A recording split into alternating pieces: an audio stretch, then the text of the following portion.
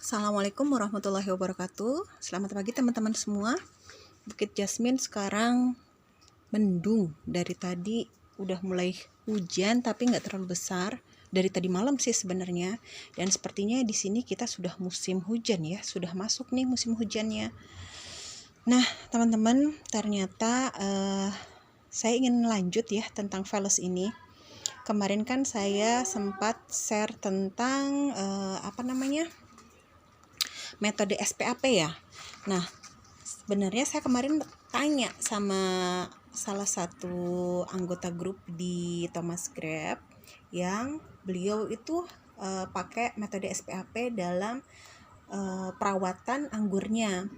Nah, di sana karena sebenarnya ini ya yang sedang di treatment SPAP ini yang si Makaon, hanya saya penasaran, saya tanya, boleh nggak sih sebenarnya ini pakai metode konvensional, tapi pas berbunga begini saya ingin SPAP gitu. Ternyata boleh, katanya bisa sih kata dia gitu. Terus saya kan penasaran bagaimana kelanjutannya bila sprout dan membawa bunga. Saya perlihatkan pohon saya yang dia ada di polybag 50 liter. Tapi seperti yang saya sudah videokan ya, ternyata di setiap yang dipangkas, bahkan yang di but-but sekundernya, dia bawa bunga. Tuh, ya, bunganya banyak banget. Tuh, apalagi yang benar-benar kita pangkas dari batangnya ini. Tuh, bunganya Masya Allah, Tabarakallah. Tuh, banyak banget. Saya perlihatkan ini ke beliau gitu kan, saya videokan. Aduh, masa ini dipotes, karena saran beliau kalau ini mendingan kita foundation pruning gitu kan. Foundation pruning dulu dari boot, baru nanti kalau tumbuh lagi kita pelihara. Saya perlihatan, aduh om kayaknya saya nggak tega deh kalau harus motes ini semua, soalnya bunganya benar-benar bunga beneran gitu ya, bukan bunga kecil gitu kan. Biasanya kalau mungkin ya, kalau yang keluarnya seperti ini bisalah saya potes, tapi kalau keluarnya begini, Masya Allah, ini saya tuh pemula ya, jadi saya masih rada agak Masya Allah, ini sayang banget. Nah, tapi ternyata saran beliau teman-teman, yang kecil-kecil seperti ini harus dibuang. Bukan ininya yang dibuang ya, bukan seluruhnya kita potes, tapi bunganya. Karena menurut beliau, dari penglihatan ya, pengamatan beliau, ini belum cukup batangnya, kasihan katanya. Nah, nanti saya minta temenin ya teman-teman. Katanya sih pelihara aja 3 batang yang membawa bunga. Paling akan saya pelihara ini 1, ini 2, yang besar banget ini juga 3-3-nya bawa ya sprout 3. Tapi kayaknya Masya Allah, saya ini masih sayang ya dengan yang gede-gede. Masa ini dibuang teman-teman? Belum pro saya ini, masih newbie, jadi masih pakai main perasaan. Nah, katanya sih dengan ini ya paling 4 batang. Nah, tapi saya mau bahas ini dulu ya teman-teman. Kita bahas tentang gimana bila ternyata SPAP kita metodenya itu tadi membawa bunga seperti saya kasusnya. Ini kita pura-puraan dia dari awal metodenya SPAP ya, dan membawa bunga, maka yang harus kita lakukan adalah nih, bila sprout membawa bunga hari pertama, maka kita harus semprot amino enzim. Ini perlu teman-teman ketahui ya, kalau yang di metode SPAP Thomas Grab itu mereka juga menyediakan produk-produknya. Tapi kalau misalnya teman-teman mau switch dengan misalnya di rumah ada amino enzim yang lain, silahkan dipakai. Kayak misalnya kan di beliau itu di produknya Thomas Grab itu ada akai, ada kalsium, ada macam-macam ya. Bentuknya kayaknya liquid deh. Nah, saya juga belum pakai karena masih pesan, jadi nggak tahu. Ini kan kita mau mengenal metode SPAP itu seperti apa sih. Nah, bagian pertamanya saya sudah videokan, ini bagian keduanya. Maka kita semprot tuh hari pertamanya ketika memang dia sudah membawa bunga ya. Kita semprot semuanya ke seluruh batang, jadi nggak cuma ke bunganya aja, tapi seluruh batangnya, daunnya, sampai ke buahnya. Dan yang kedua, segera mungkin kita kocor tuh KNO3 putih setengah sendok makan ditambah 3 liter air. Kocorin semuanya. Karena saya pakai drip ya, bisa dihentikan aja dulu dripnya gitu. Atau nggak apa-apa kalau drip ini kan cuma saya setting 7 menit ya, tapi dengan tetes kayak gini itu nggak apa-apa. 3 gayung atau 3 liter.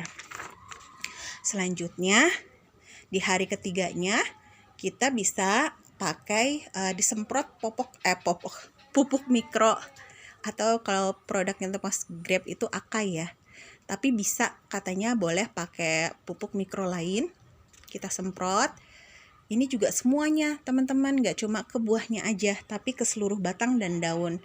Nah, disemprotnya itu per minggu. Lanjut di hari keempatnya, atau sebenarnya bisa juga ya diseling, misalnya GA3-nya nanti sore itu bisa, atau dibesokin juga bisa. Nah, kita semprot GA3. Ini sudah masuk GA3. Saya pakai yang, maaf ya sebut merek, karena saya nggak terlalu hafal gitu produk-produk ini. Produk GA3-nya tuh paling yang saya tahu cuma Gibgro dengan itu ya, dengan Mr. G. Tapi sebenarnya ada sih di Thomas Grab juga punya Maxi Break kalau nggak salah, atau apa gitu ya, saya lupa ininya. Teman-teman boleh pakai GA3 yang lain. Nah, ini kita pakai di fase brokoli karena ini fasenya udah ya. Brokoli kayak gini saya semprotkan sudah. Nah, tapi nggak cuma satu kali ya teman-teman. Nanti yang pas pre-bloom itu pas mau mekar kayak gini contohnya. Saya sebenarnya udah pernah ya videoin. Nah, seperti itu ya teman-teman. Jadi fase sebelum dia mekar. Langsung nanti pas dia fase keduanya, sebentar ya. Ini saya ulang lagi deh. Nah, pre-bloom kayak gini boleh. Nih ya. Terus fase keduanya itu yang full bloom. Bunga mekar. Bunga mekar tuh kayak gini. Ini contoh aja ya. Atau mana ya, sebentar kita cari. Iya kayaknya itu deh, soalnya belum ada yang mekar. Oh itu di ujung. Ya tadi ya tergambar ya, yang full bloom, yang pokoknya tanda-tandanya tuh biasanya si bunganya wangi teman-teman. Nih pokoknya ini deh, kayaknya gini deh. Cukup lah ya tergambar ya. Tuh udah terlihat berinya, tapi masih ada kayak apa ya, kantung-kantung bunganya itu sudah mulai terlepas. Nah, dengan yang berry set itu ketika memang dia sudah nih kayak gini nih, udah kelihatan berinya. Nah, ini jadi kemana-mana ya. Ini contoh aja, siapa tahu ada yang memang belum belum tahu 4 tahap pemberian GA3. Oh ini full bloom nih. Aduh, nggak kelihatan, gelap. Sebentar ya, dia nggak mau fokus. Nah, ini yang full bloom ya. Ini menuju berry set nih. Paling berapa hari lagi juga berry set. 3 hari lagi berry set. Nah, seperti itu ya teman-teman keadaannya, kondisinya. Nah, lanjut. Setelah itu, nah nanti kita benamkan dolomit di situ tuh di hari yang kelima ya. 4 titik misalnya 1, 2, 3, 4 sebanyak 1 sendok, 1 sendok, 1 sendok, 1 sendok. Jadi totalnya 4 sendok makan. Itu sudah cukup sekali aja pemberiannya. Lanjut, bila sudah berry set seperti tadi ya teman-teman, maka kita kasih MKP setengah sendok makan dan ditambah 3 liter air dikocorkan ya. Setelah veraison atau berubah warna, di sini saya nggak ada contohnya yang sedang berubah warna, tapi biasanya teman-teman mungkin kalau yang hijau agak sulit ya, karena biasanya dia juga hijau, hanya biasanya mungkin lebih ke hijau muda gitu. Nah, tapi kalau yang berwarna kayak merah, hitam, ungu, itu biasanya veraisonnya jelas. Jadi pas veraison itu kita semprotkan kalsium, pupuk kalsium 1 kali, semprotnya di buahnya aja. Bener nggak ya? Sebentar nanti saya tanyakan lagi ya. Tapi setahu saya di buahnya. Kenapa? Karena untuk mencegah crack. Biasanya kalau yang di sudah fase ferrison itu dia sudah mulai berair ya, sudah mulai terisi berinya, sehingga kadang dikasih kayak ini aja. Udah saya potek tadi pagi ya. Kayak ini si esteki saya, ini kayaknya ferrison deh. Karena warnanya sudah mulai muda gitu ya. Ini kalau kemarin teman-teman perhatikan di sini penuh sebenarnya. Hanya tadi pagi pas saya cek, kemarin itu saya cek masih bagus loh teman-teman. Masih keras banget. Maksudnya masih bagus aja gini gitu. Tapi pas tadi saya cek, karena tadi malam saya di sini hujan dan ini tuh basah ya sampai ke sini-sini, padahal memang ternaungi loh. Tapi ya mungkin hujannya besar sampai pagi-paginya tuh banyak banget yang crack. Kayaknya ada di 8 biji crack tuh. Jadinya sekarang lowong. Bener-bener crack. Nah mungkin di fase ferrison ini ya, yang dia bagusnya tuh langsung kita semprot si kalsium. Tuh. Lanjut ya. Nah karena esteki ini kayaknya warnanya mungkin kalau matang agak semburat ya. Walaupun mungkin basicnya juga hijau mungkin ya. Dia tuh mirip Dixon kayaknya kalau untuk warna. Nah setelah kita ferrison begitu kita semprot kalsium, maka setelah panen kita kocor MKP. Jadi sebenarnya teman-teman untuk yang metode Thomas Grab ini ya, kalau menurut saya kenapa saya tertarik untuk mencoba, bukan yang lain metodenya jelek ya, tidak, hanya saya ingin penasaran aja, saya belum pernah coba, makanya saya ingin terapkan. Nah kalau saya perhatikan gitu, memang pemakaian pupuknya gitu ya, dia nggak harus yang tiap minggu, padahal setahu saya gitu ya, selama saya pernah membuatkan Dixon dan juga yang lain itu pemberian pupuk itu harus rutin setiap minggu gitu kan. Misalnya satu pot ini 1 sendok ya, 1 sendok KNO3 putih, 1 sendok MKP dan setengah sendok boron untuk 1 pot gitu kan, kurang lebih seperti itu. Atau kalau misalnya mau yang dosisnya rendah untuk 2 pot. Nah tapi bisa dibandingkan ya, ketika kita pakai yang SPAP ini, metodenya lihat cukup sekali sampai dia sampai dia panen. Walaupun sebenarnya enggak juga ya, karena kan ini di support dengan pupuk mikronya itu tadi. Kalau pupuk mikro dia memang iya per minggu disemprot gitu. Tapi kalau disemprot kan relatif lebih relatif lebih dengan takaran yang sedikit, dia bisa untuk banyak pohon gitu loh, dibanding kalau dikocor. Kalau dikocor kan minimal 2 liter ya untuk 1 pot itu gitu kan. Tapi kalau untuk disemprot, bisa bayangkan gitu ya, 2 liter itu bisa untuk berapa tanaman gitu kan. Mungkin bisa untuk sampai 3 sampai 5 gitu ya, kalau memang mau basah banget. Kayak gitu teman-teman. Jadi kalau saya sih melihatnya, ini kayaknya irit nih. Mungkin cocok buat saya yang pohonnya memang sudah banyak ya. Dan kita tahu ya harga MKP itu lumayan gitu kan. Nah lumayan nih untuk menghemat pupuk gitu. Nah tipsnya katanya sih biar manis gitu ya, dan biar optimal pas panen nanti, maka hentikanlah pemupukan akai atau pupuk mikro tadi 2 minggu sebelum panen, dan hentikan juga penyiraman H-7 ya, atau 1 minggu sebelum panen. Nah jadi yang saya tahu kalau untuk penghentian pengairan atau penyiraman itu biar si manisnya terkumpul gitu ya.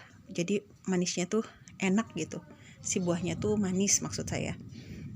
Nah demikian ya teman-teman. Ini masih ada satu lagi yang SPAP Thomas Grab, metodenya Thomas Grab part ketiga, apabila sprout tapi zong atau tidak bawa bunga, maka apa yang harus kita lakukan nanti kita ulas di video berikutnya ya, biar nggak terlalu panjang juga videonya. Saya resume dulu untuk teman-teman, dan mudah-mudahan suara saya kali ini lebih terdengar jelas walaupun agak ngos-ngosan ya. Sebenarnya teman-teman kemarin itu banyak yang komentar suaranya kecil. Bukannya apa-apa, karena ini saya berbatasan dengan tetangga saya. Nah tetangga saya itu kalau sedang di luar, saya nggak berani keras-keras, agak malu. Nah, tapi ini tetangga saya karena dia baru pindah, sebenarnya baru sebulan yang lalu dan ternyata pindah lagi. Nah, saya berani sekarang suaranya agak kencang. Walaupun harus diatur nafasnya biar nggak ngos-ngosan. Paling itu ya teman-teman. Ini file saya. Ini harus saya buang. Apa kita buang sekarang ya? Barengan nih sama teman-teman semua. Walaupun ini pasti saya dimarahin sama keluarga saya. Karena apalagi sama ibu saya. Karena di tempat beliau belum berbunga. Ya, oke deh. Ini untuk penutupannya ya. Biar saya merasa ditemani. Kita potes. Duh, bismillahirrahmanirrahim. Teman-teman, untuk tahu aja ya, ini tuh sebenarnya buah paling rimbun di saya. Saya kan pemula nih. Saya mulainya bulan Maret ya. Saya pindah ke sini tuh bulan Maret.